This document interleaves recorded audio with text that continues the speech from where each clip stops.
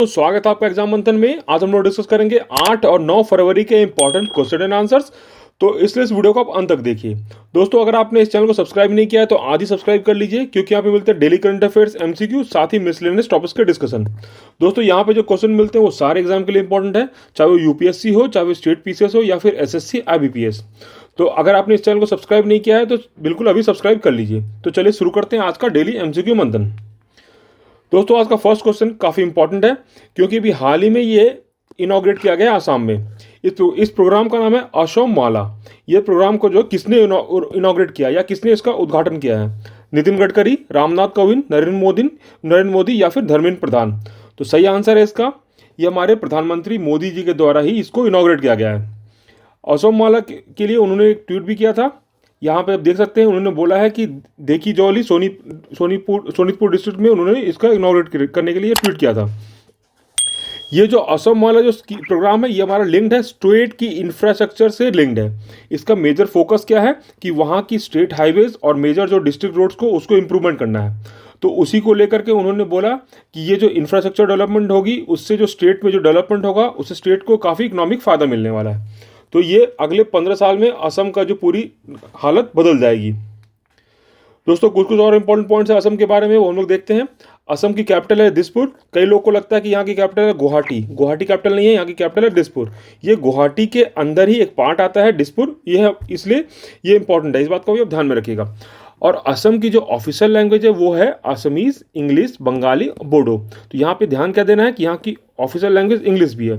तो आपको दोस्तों इस बात का ध्यान में रखना है कि इंडिया में दो ही ऐसे स्टेट हैं, अरुणाचल प्रदेश और नागालैंड, जहाँ की इंग्लिश वहाँ की फर्स्ट लैंग्वेज है और वहाँ पे कोई एडिशनल लैंग्वेज नहीं है। और एक ऐसा यूटी जहाँ पे इंग्लिश वहाँ की फर्स्ट लैंग्वेज है और कोई दो एडिशनल लैंग्वेज नहीं है, वो है हमारा चंडीगढ़। तो ये दोस्तों काफ़ी इंपॉर्टेंट पॉइंट है, कई बार एग्जाम में ये इससे क्वेश्चन आते हैं, इस बात का आप ध्यान में रखिएगा। असम जो है हमारा नॉर्थ ईस्टर्न स्टेट है। ये एस्टेब्लिश किया गया था 15 अगस्त 1947 में, अगर फ्री इंडिया की बात करें तो। अगर जहाँ तक बात असम प्रोविंस की, तो ये हमारा बना था 1912 में। दोस्तों, यहाँ पे हमने जो state animal, state bird provide किए हैं, ये काफ़ी इंपॉर्टेंट है। ये हमने सभी स्टेट्स के डिस्कस नहीं करते, ये उन्हीं के डिस्कस करते हैं जो एग्जाम में आते हैं। तो यहाँ का स्टेट एनिमल है वन हॉर्न्ड राइनोसेरस, और स्टेट बर्ड है यहाँ की white winged wood duck. State river है ब्रह्मपुत्रा। ब्रह्मपुत्रा तो यहाँ की लाइफ लाइन है पूरी तरीके से। यहाँ की स्टेट डांस है बिहू। और दोस्तों, असम जो है एक ऐसा स्टेट है जो कि सारे जो नॉर्थ ईस्टर्न स्टेट्स की बॉर्डर्स टच करती है, चाहे वो अरुणाचल प्रदेश हो, नागालैंड हो, मणिपुर हो, मिजोरम हो, त्रिपुरा हो, मेघालय हो, या फिर वेस्ट बंगाल। वेस्ट बंगाल तो हमारा ईस्टर्न स्टेट है, ये इससे भी इसकी बॉर्डर टच करती है। और असम की जो इंटरनेशनल बाउंड्री है वो हमारी टच करती है भूटान से, बर्मा से और बांग्लादेश से। तो और दो कौन से स्टेट है जिनकी की 3 इंटरनेशनल बाउंड्रीज हैं? तो वो है हमारी एक वेस्ट बंगाल और दूसरी हमारी सिक्किम। दोस्तों, ये क्वेश्चन भी कई बार एग्जाम में पूछा जाता है कि कौन से स्टेट्स हैं जिनकी इंटरनेशनल बाउंड्री 3 कंट्री से टच करती हैं। तो इस बात को भी आप ध्यान में रखिएगा। और इंपॉर्टेंट पॉइंट यहाँ पे क्या है कि मजौली आइलैंड, जो कि यहाँ पे आजकल काफ़ी न्यूज़ में बना रहता है, ये वर्ल्ड का बिगेस्ट रिवर आइलैंड है, वो हमारा असम के अंदर ही मौजूद है। और इंडिया की जो लॉन्गेस्ट ब्रिज है, जिसको कि ढोला सदिया ब्रिज के नाम से काफ़ी फेमस है, ये बनी थी हमारे लोहित रिवर पे। ये भी हमारी असम में ही मौजूद है। इसकी लेंथ है 9.15 किलोमीटर, और इसको भूपेन हजारिका ब्रिज से भी ये काफ़ी फेमस है। और असम में अगर आप देखेंगे, असम जो और नॉर्थ ईस्टर्न स्टेट्स हमारी जो कनेक्ट होती है एक किसे, चिकन नेक से। ये मात्र 24 किलोमीटर का जो यहाँ पे स्ट्रेच है, अगर इसको काट दिया जाए तो हमारी जो पूरी तरीके से कनेक्शन हट जाएगा नॉर्थ ईस्टर्न स्टेट से। जो अभी जैसे कि आपको पता है कि रिवर ब्रह्मपुत्र वो हमारी लाइफ लाइन है पूरी असम की, और साथ में हमारे नॉर्थ ईस्टर्न स्टेट्स की भी। और यहाँ पे जो गुवाहाटी को हम जो एक फेमस नाम से जाना जाता है, किस नाम से जाना जाता है? तो gateway to north eastern India के नाम से भी ये जाना जाता है। और इंडिया के अंदर जो फर्स्ट जो हमारी क्रूड ऑयल की जो रिजर्व मिली थी, तो हमारी असम के अंदर डिगबोई के अंदर ही मिली थी। और असम जो है largest producer of golden colour muga silk पूरे वर्ल्ड में। ये भी काफ़ी इंपॉर्टेंट पॉइंट है, इस बात का भी आप ध्यान में रखिएगा।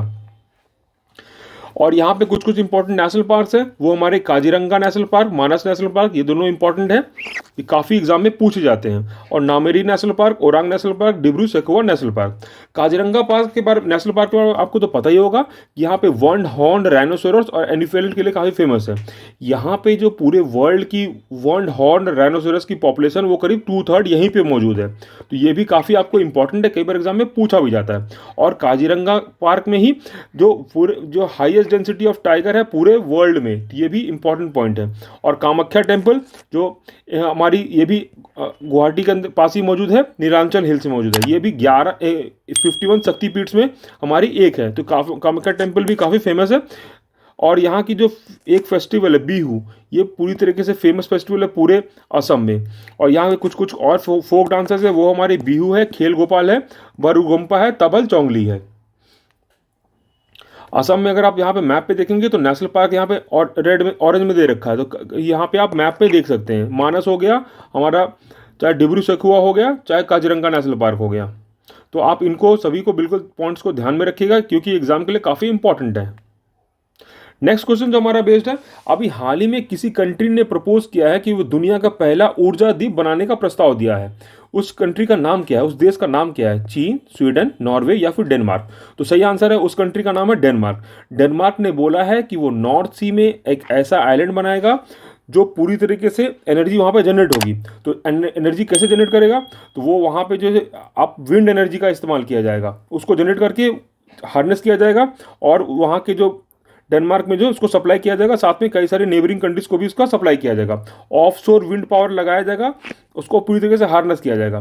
तो इस बात को भी आप ध्यान में रखिएगा कि ऐसा किसने बोला है कि वर्ल्ड का फर्स्ट एनर्जी आइलैंड एस्टेब्लिश करने के लिए? तो ये डेनिश गवर्नमेंट ने बोला है। और उसमें जो खर्चा करीब आएगा वहाँ पे 210 बिलियन का उनको वहाँ की करेंसी में खर्चा आएगा। थोड़ा डेनमार्क के बारे में देखते हैं।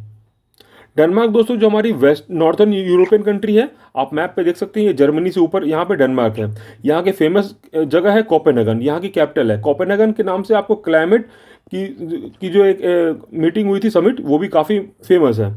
और यहाँ की करेंसी है क्रोन, डेनिश क्रोन, ये भी आप ध्यान में रखिएगा। यहाँ के प्राइम मिनिस्टर है मैटी फ्रेडरिक्सन। और वर्ल्ड की जो लार्जेस्ट आइलैंड है, जिसको ग्रीनलैंड के नाम से जो फेमस है, वो भी डेनमार्क की ही पार्ट है। डेनमार्क में जो दोस्तों यहाँ की जो है high one of the highest standards हैं लिविंग पूरे वर्ल्ड में। तो भी आप देखते होंगे सारे जो इंडेक्स आते हैं, चाहे एसडीआई हो गया, चाहे हमारा करप्शन इंडेक्स हो गया, वहाँ पे हमेशा टॉप रैंकिंग में ये कंट्री आती है। और वर्ल्ड में जो फर्स्ट एनवायरमेंट मिनिस्टर बने थे वो हमारे डेनमार्क के अंदर ही बने थे। ये भी आप एग्जाम के लिए काफ़ी इंपॉर्टेंट पॉइंट है। हैंडबॉल जो कि काफ़ी फेमस स्पोर्ट्स है पूरे यूरोपियन में कंट्रीज़ में, साथ में हमारे यूएस में भी, तो वो यहीं पे इन्वेंट किया गया था 1897 में। और डेनमार्क जो है one of the least corrupt countries में से एक आता है। इसकी रैंकिंग काफ़ी अच्छी थी इस बार करप्शन इंडेक्स में। यहाँ की जो है नेशनल बर्ड है स्वान, ये आपको ध्यान में रखना है। स्वान काफ़ी देखने में खूबसूरत बर्ड होती है, इसी में मूवी भी बनी थी। तो अब यहाँ की जो डेनिश फ्लैग, पूरे वर्ल्ड की जो ओल्डेस्ट फ्लैग है, वो हमारी डेनमार्क की ही फ्लैग है। और साथ में डेनमार्क जो पहला कंट्री बन गया था जिसने कि टेक एम्बेसडर को अपॉइंट किया था। डेनमार्क में जो एक और ख़ास बात है कि यहाँ की 40% ऑफ जो एनर्जी है वो हमारी विंड से ही आती है। और जो सेकंड कंट्री है उससे करीब जो इसकी पर कैपिटा जो एनर्जी जनरेशन है विंड से, वो लगभग डबल है। तो ये भी काफ़ी इंपॉर्टेंट पॉइंट है, और एक तरह से ये वर्ल्ड रिकॉर्ड भी है। और डेनमार्क ही पूरे वर्ल्ड में फर्स्ट कंट्री है जिसमें जहाँ पे फर्स्ट फीमेल मिनिस्टर बनी थी 1924 में। उनका नाम था नीना बैंग, और वो बनी थी मिनिस्टर ऑफ एजुकेशन। डेनमार्क की दोस्तों फर्स्ट कंट्री है पूरे वर्ल्ड का जहाँ पे सेम सेक्स पार्टनरशिप को अलाउ किया गया था।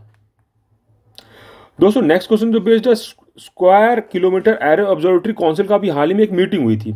उसमें बोला गया कि वो लोग वर्ल्ड का लार्जेस्ट रेडियो टेलीस्कोप बना रहे हैं। तो वो कहाँ पे बनाना जा रहे हैं टेलीस्कोप? दक्षिण अफ्रीका, ऑस्ट्रेलिया, इन दोनों option both A and B, या इनमें से कोई नहीं? तो सही आंसर है इसका सी। ये जो हमारा ऑब्जर्वेटरी इनके द्वारा जो काउंसिल के द्वारा ये घोषणा किया गया, ये वर्ल्ड का लार्जेस्ट रेडियो टेलीस्कोप बनाया जाएगा दक्षिण अफ्रीका और ऑस्ट्रेलिया को मिला करके। तो दोनों तो अलग अलग जगह हैं, तो कैसे बनाया जाएगा?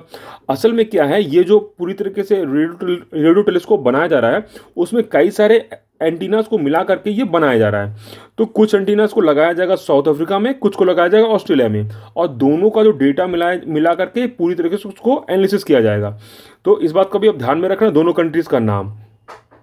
और साथ में दोनों अलग अलग कॉन्टिनेंट्स पे लोकेटेड है, इस बात का भी आप ध्यान में रखिएगा। तो इसका मेजर एम क्या है स्टडी करने का? इसका मेजर एम स्टडी करने का है कि अर्थ और जो अर्थ के अलग अलग जो प्लैनेट्स हैं, जैसे पूरे यूनिवर्स का इवोल्यूशन कैसे हुआ, साथ में कॉस्मिक मैग्नेटिज्म कैसे काम करता है, डार्क एनर्जी का क्या कैसे इवॉल्व हुआ या फिर कैसे काम करता है, या गैलेक्सी जो हमारा बना है तो कैसे बना है, उसकी पूरी लाइफ उसको स्टडी करने के लिए ये हमारा बनाया गया है। ये करीब जो 2 फेजेज में काम किया जाएगा और इसका जो खर्चा है काफ़ी ज़्यादा है, इसलिए इसमें 10 कंट्रीज से भी ज़्यादा लोग पार्टिसिपेट कर रहे हैं, ताकि उसमें साइंटिफिक टेम्परामेंट सबका डेवलप होगा, साथ में नए नए चीज़ सीखने को मिलेंगी।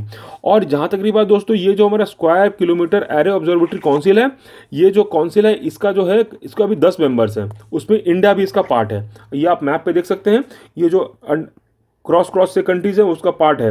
यहाँ पे फुल मेंबर्स ब्लू में दे रखा है। फुल मेंबर्स के अंदर इंडिया भी आता है, चाइना भी आता है और साथ में हमारा कनाडा भी आता है। तो और कौन सी कंट्रीज है? तो इटली है, न्यूजीलैंड है, साउथ अफ्रीका है, स्वीडन है, नीदरलैंड है, यूके है।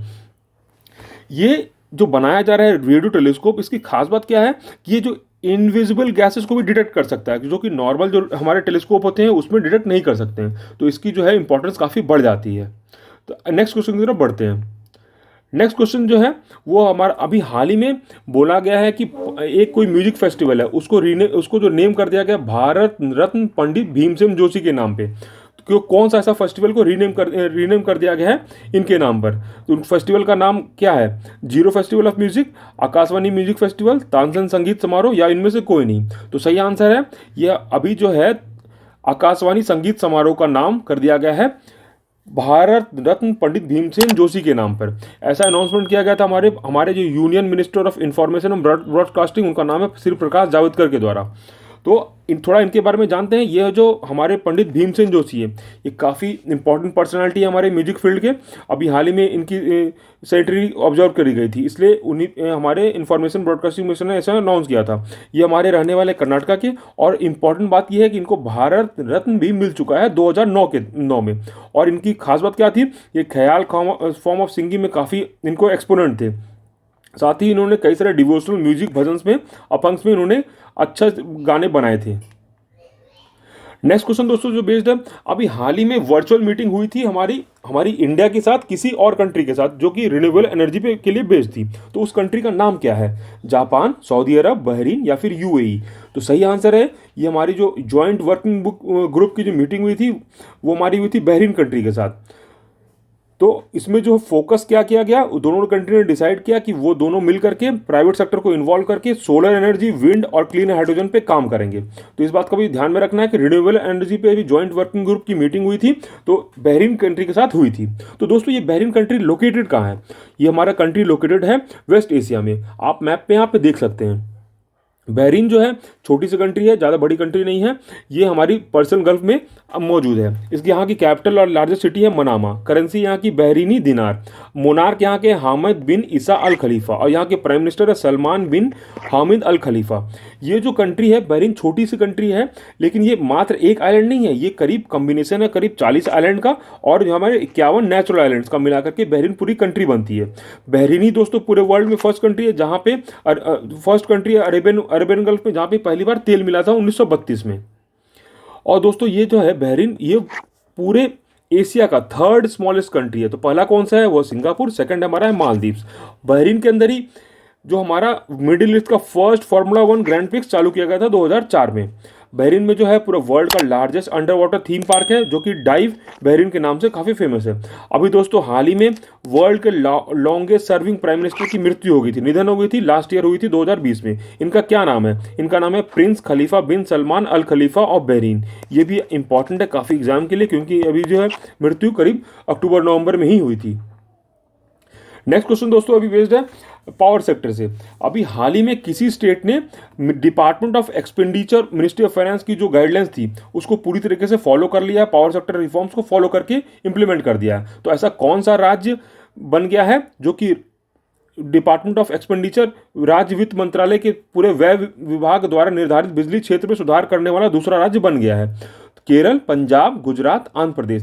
तो सही आंसर है इसका, ऐसा इंप्लीमेंट किया गया है आंध्र प्रदेश के द्वारा। तो फर्स्ट स्टेट कौन सा था? तो फर्स्ट स्टेट था हमारा मध्य प्रदेश। इसके दोस्तों फायदा क्या होता है? असल में क्या हुआ है कि पावर सेक्टर में रिफॉर्म्स की काफ़ी ज़रूरत थी, क्योंकि यहाँ पे जो ट्रांसमिशन लॉसेस काफ़ी ज़्यादा थी।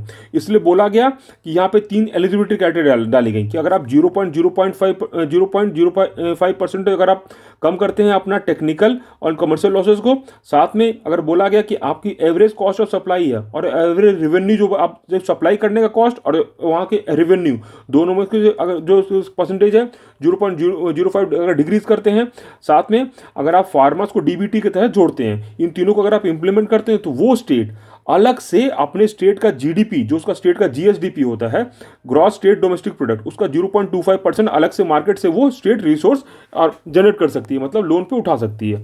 तो ऐसा किया है किसने? ऐसा किया है आंध्र प्रदेश ने।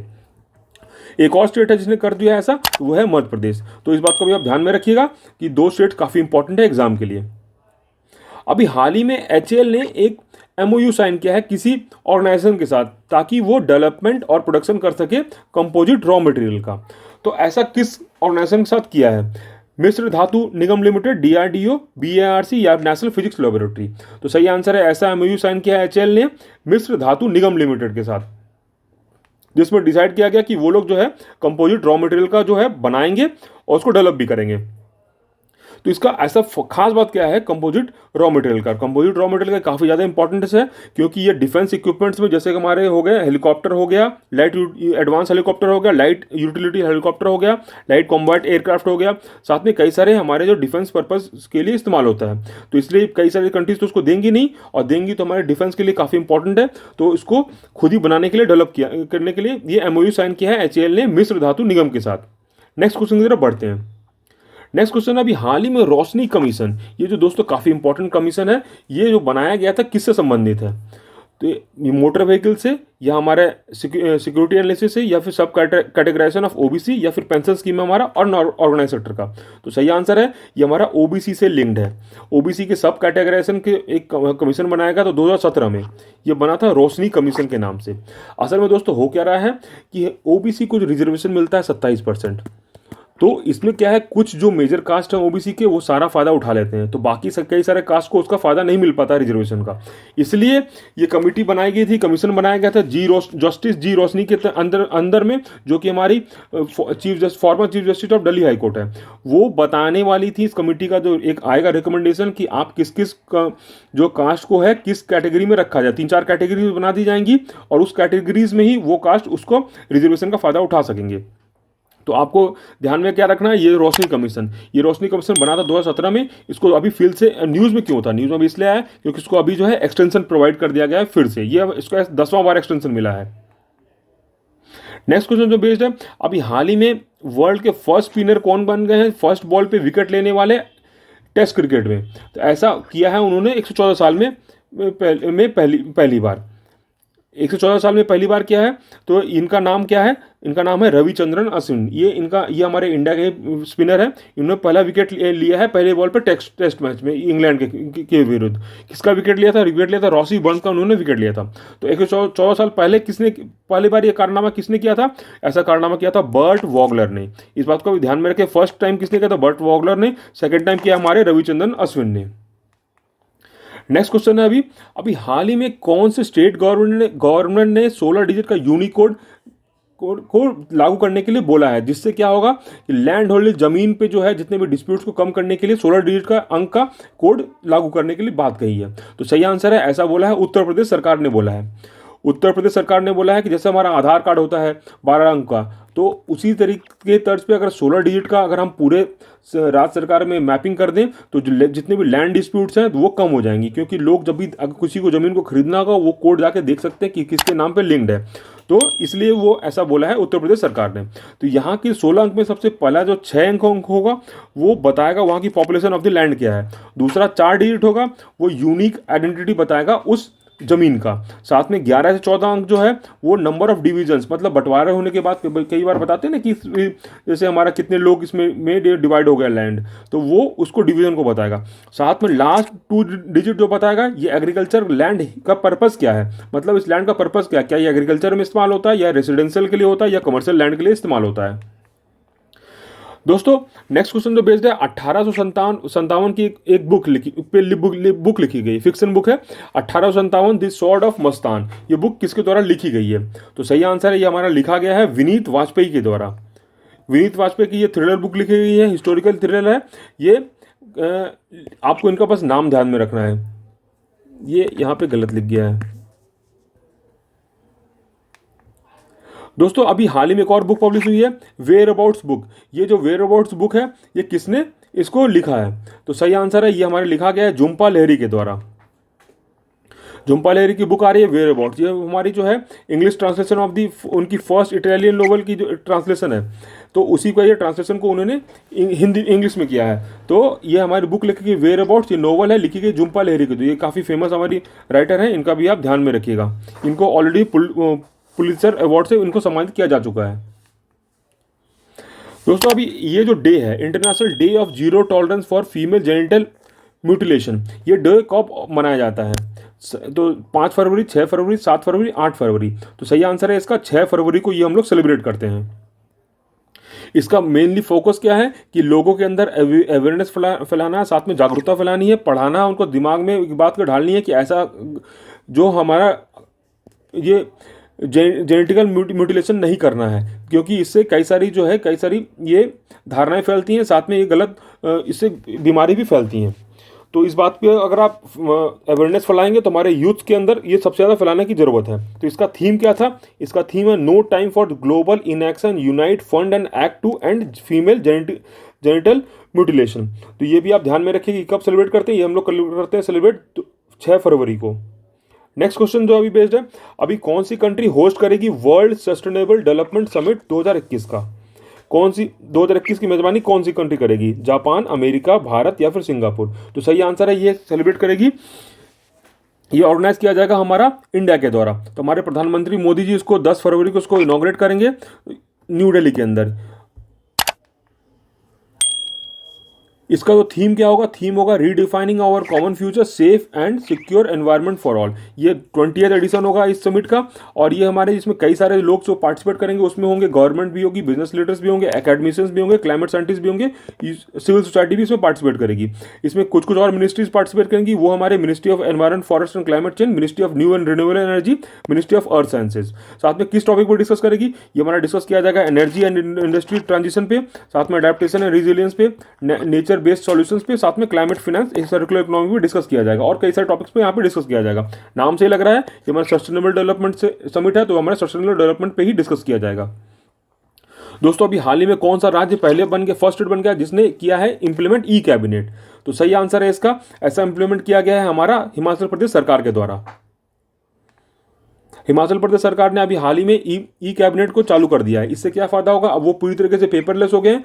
अब इसमें क्या होगा, जितने भी कैबिनेट की मीटिंग होगी, साथ में कोई भी कैबिनेट में कोई मेमो इशू किया या फिर ऑफिस का जो मेमो है, वो सब कुछ आप ऑनलाइन अब हो जाएगा।